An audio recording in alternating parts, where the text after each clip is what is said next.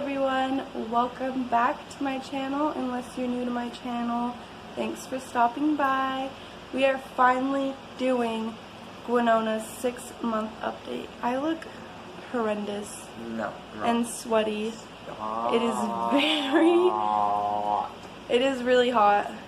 I'm not used to this. I keep moving my hand like this. Anyway, I have a problem with talking with my hands, as you've probably seen in my other videos. So, I'm hot, I look horrible, but it's not about me, it's about Gwenona's 6-month update. Finally! She turned 6 months on my birthday last month, July 26th. I turned 23, and she hit that half-a-year birthday. So, we've had a lot, I mean a lot going on, and this is really the only chance I've had to make the video. So I'm super excited. I don't really care how bad I look and how I'm just not ready for a video, but Gwenona is, and we have a lot to share with you. So let's just get to that. Don't mind everything else. Here's the big girl. She's trying out her new teething mechanism. Whatever you want to call it. I literally just gave this to her 5 minutes ago, so she's learning how it works. We've been trying everything for teething. Ha, Bubba. You're so cute. You're just hanging out. So, she is over 6 months old now. Yeah, she's gonna be 7 months in a week. So, like I said, we've been due for making this video, and I'm really sorry about it, but that's just how it is. I'm just glad we're getting to it before she's hitting the 7-month mark. We have a lot to go over. Huh, Bubba? I'm telling them how much you've been doing. So, as far as teething goes, since we're on that topic, right before she hit 6 months, she got her first 2 teeth. Now, I'm not really going to pull her lip down and try to show you guys because she'll just stick her tongue out, and the only time you can really see it is when she's smiling and willing to show those little teethers. I want to say the second one came in like the day before she hit 6 months, and the other one came in maybe a week before that. Somewhere around there.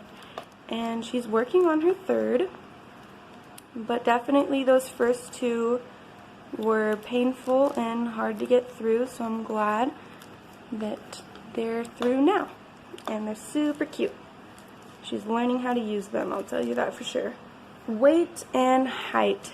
These are always the first things I really want to talk about. I know I'm talking about teething, but these are the 2 big things that we have to address in every video.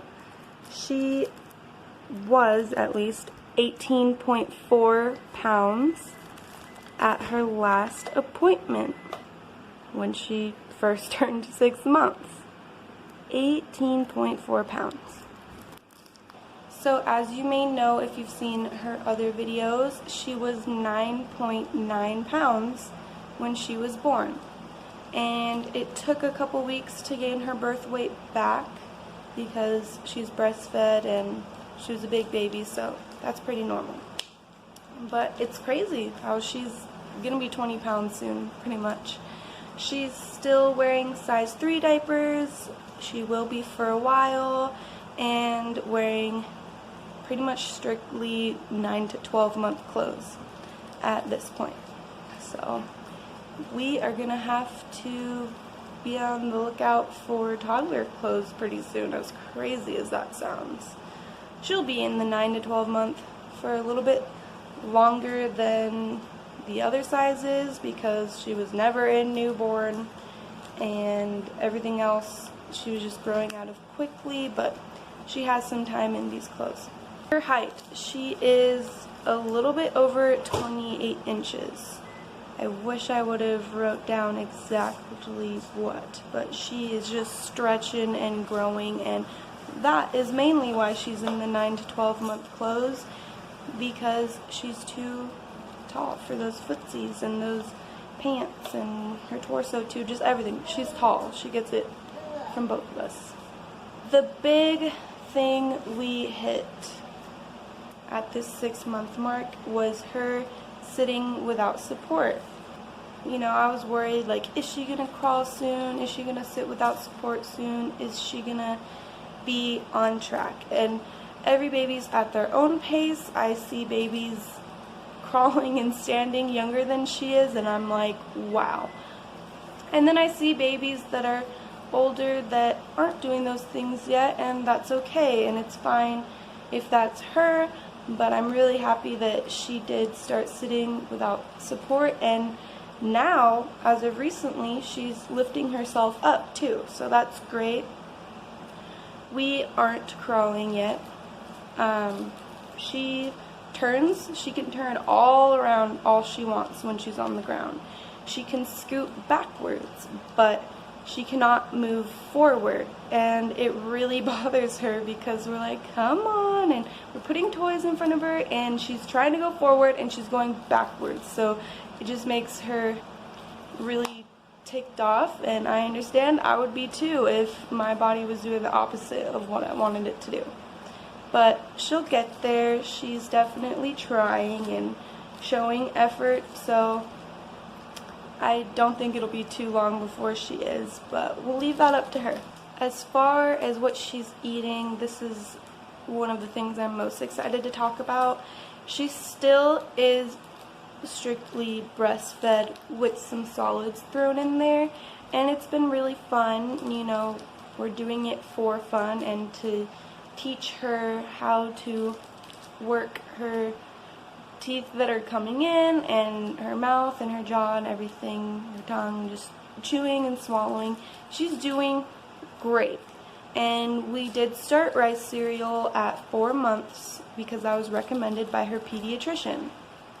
So we will be following, for the most part, what he says to do, and that's what we were told.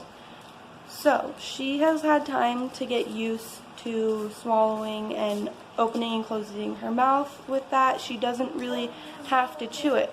But now that we've been giving her purees and certain things that we eat that is the right consistency, she is chewing, even if it's her rice cereal, which we do usually before bed, almost every night. It's been a little more difficult since we moved, but we're actually back into our routine, so that's awesome. But yeah, she's chewing it no matter what it is. We first started with like some mashed up avocados and bananas and things like that, and then we did end up buying some purees. Eventually, when we get our own place again, because we are staying with family right now, we will be making our own baby food, but for now we're just sharing things. Like, I share my oatmeal with her every morning, not a ton, but little tastes here and there, and letting her try all kinds of vegetables and just all that good stuff. So she's doing great there.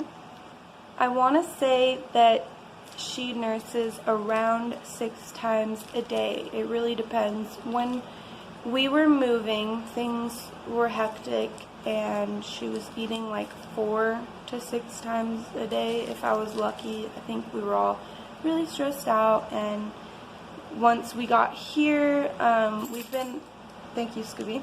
We've been outside a lot more and in the heat a lot more.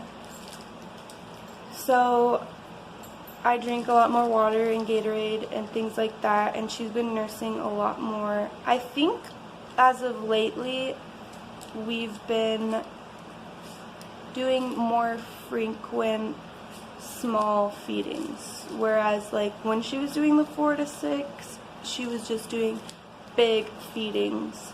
And I do feed her on demand, so it's really up to her. I want to say we're around 6 to 8 feedings now. It just depends. It's different every day. She decides how long she wants to eat and how much and all that good stuff.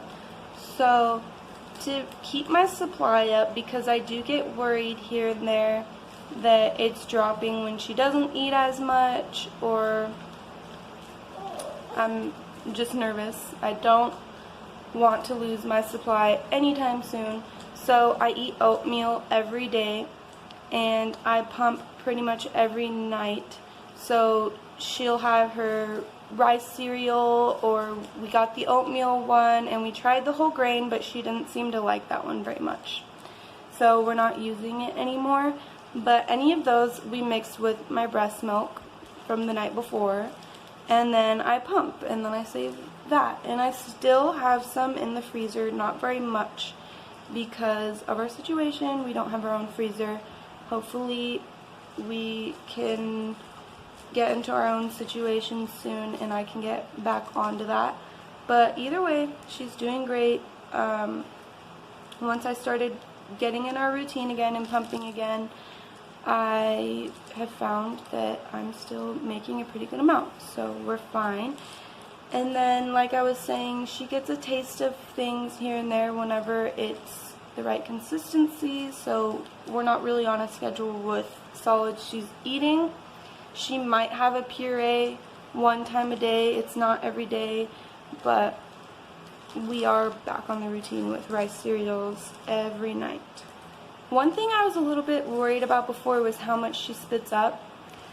I think I mentioned in a video about how one of our family members said that her kids never spit up. One of them, she has 2 kids, and one of them spit up like once on his dad. It's another thing where just every baby is different, and she's breastfed, so that's different.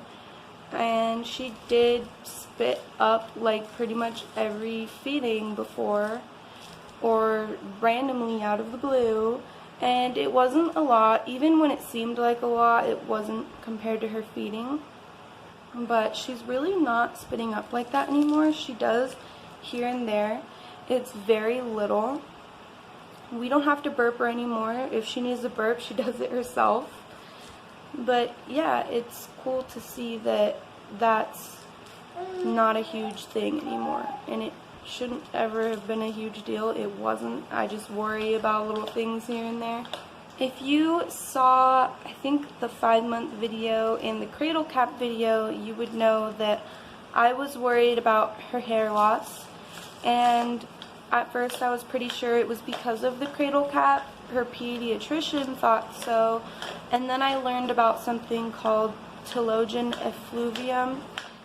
You can correct me if I'm wrong on the pronunciation, but I'm pretty sure that's what she was going through. She didn't have cradle cap all over her head.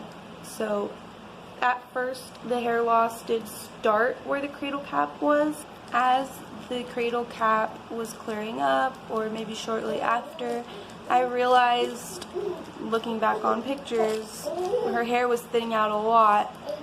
I mean, I already could tell that, and I know that a lot of babies lose hair on the back of the head from laying down, but it thinned out a lot, and I was really worried about it for a while. But pretty soon it started growing in where the hair was falling out with new beautiful blonde hair. I like to say she has golden hair right now because that really light blonde hair has been growing in, but there's still some brown left because she didn't go completely bald. It just thinned out. So those areas grew in new hair, and now it's like a mixture of that brown and blonde, and it's really pretty. Her hair would definitely be longer by now if it didn't happen, but it's beautiful. You can't see it as great, not even in pictures, as much as I try to really show that. You really can't see it like you can in person. And I'm happy it's coming back, but it's really nothing to worry about. I don't know if you could hear her kind of talking over there, but she's saying something, so I'm going to go ahead and talk about her talking. She is pronouncing a lot of things now. I think she's trying to look back at you, Daddy. And anyway. She obviously doesn't really know what she's saying yet, but she has said mama. She says dada a lot because it's just a really simple one for her to be able to say, dada. And along with that, she has said some pretty funny things, like she said daddy ugly recently, and we just haven't been able to get over that. It's hilarious. She has said I like it, which we say all the time now if we like anything, even if it's food or something funny, we're just like, I like it. She really pronounced the K on that one, which is what I really loved about it, or I like it. She said I got it when she was playing with toys, and it seems like she is saying these things at the right time, except for the daddy ugly thing, but she doesn't really know what she's saying yet. I thought it was really cute when she said she liked it, because it was right after she was eating, like after she was nursing, and then I was cuddling and kissing her, and she was like, I like it. So yeah, that one's definitely my favorite one. She actually said Doober while looking at Scooby. Is he over here? Oh yeah, you can barely see him. But we call Scooby Doober along with a million other nicknames. So it was pretty cute how she looked at him and said, Doober. I'm pretty sure out of all of our animals, he's her favorite. She laughs every time he looks at her. I think it's just that he looks funny to her. And sometimes it looks like it makes him a little sad. But it's hilarious and freaking adorable. So those are just some of the phrases and words that we've heard, not that she necessarily knows. I think she is starting to understand the mama and dada. She has said mum when she's like crying for me. But for the most part, it's just mumbling cuteness and learning to pronounce all these different letters that she doesn't know yet, even though we go over ABCs and all kinds of things. There's still a lot of learning to do. I'm really not used to what I'm recording on yet, so I keep looking in the wrong areas, so don't mind where my eyes are at. So something that we've been dealing with is her being comfortable with people. As a newborn and the first few months, she was pretty much comfortable in anyone's arms, and it was just Matthew and Gwenona and I living in our house, but we did bring her around her grandpa and aunts a lot. We try to bring her around people because we do want her to be used to people, but it's not as much as we would like, and I know that she has a little bit of a hard time being held by people and cries for me, and if I'm not in the room, sometimes she'll be fine playing with people and laughing, and then I enter the room and it's like, Mama, and the whole world is upside down. So we are trying to let her be with more people, and where we're living right now, that's possible, and it was something I was a little bit worried about, but when I was reading about her age and milestones, I've realized that it could just be a part of her stages right now. She knows the people that she's around a lot. She realizes when we leave the room and when we enter the room, and she just has to get used to the people she's around, and that's just where she's at right now. It won't always be that way, but it's okay. She'll get through it. We'll get through it. And she has an attachment. I mean, I have an attachment. I express in my own adult ways that I hate being out of the room from my baby, but she has her own ways of expressing it, and eventually, like Matthew was saying yesterday, it'll go away and she'll tell you to go away. before you know it, and I'm like, that's not what I want either. There's just no in between right now, but I'm just gonna enjoy how much she wants mommy for now and just keep letting her hang out with people, new people, and people that we're gonna be around, and just see how she deals with it. I didn't even realize, but she already got the teething mitt off, so we'll just let her play with it in the way that she knows and the way she wants to. Speaking of toys and teethers and her favorite things, that might be a new one, but she still really likes her giraffe that we've talked about in previous videos, and her little pink bear that has the little blankie thing. People call them lovies and other things. Those are still two of her favorite things.